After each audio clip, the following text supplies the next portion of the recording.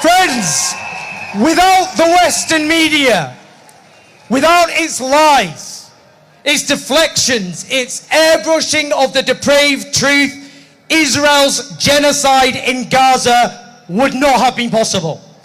For no crime in history, no crime, has been so confessed to by its perpetrators, so unapologetically, so shamelessly, so proudly. From the very start, Israel's leaders, they declared that Gaza's civilians were human animals, that an entire nation out there was responsible. As the president of Israel declared, the essentials of life would be cut off, that Gaza would be reduced to a city of tents. They made clear over and over again they were going to wipe Gaza from the face of the earth and wage war against its people. There was no better predictor of what Israel would do to the Palestinian people than what they told the world they would do over and over and over again. And yet, with courageous exceptions, the Western media conspired to suppress Israel's genocidal intent while smearing the few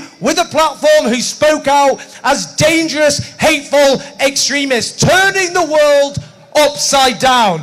That's what they did, and they are complicit in every death and every maiming. They did not even try to pretend that they believed Palestinian life had even the smallest fraction of the worth of an Israeli life or a Western life. They deferred to Israeli lies. They airbrushed atrocities. They stripped away all context and started the clock on the 7th of October. They erased Palestinian voices systematically. They muddied the waters. They made false equivalences. We could go on. Again, we must say it loudly. Without the Western media, this genocide would never have been possible. And look at what they normalized.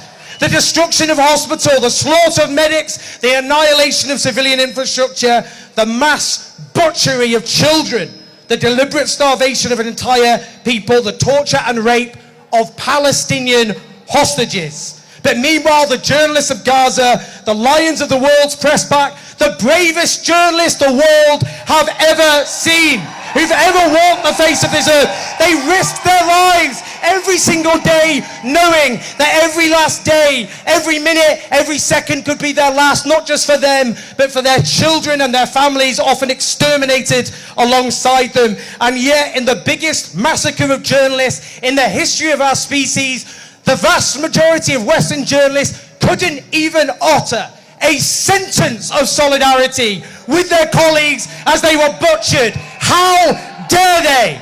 Shame on them. Shame on them forever. And just finally, we must hold all of the guilty men and women to account.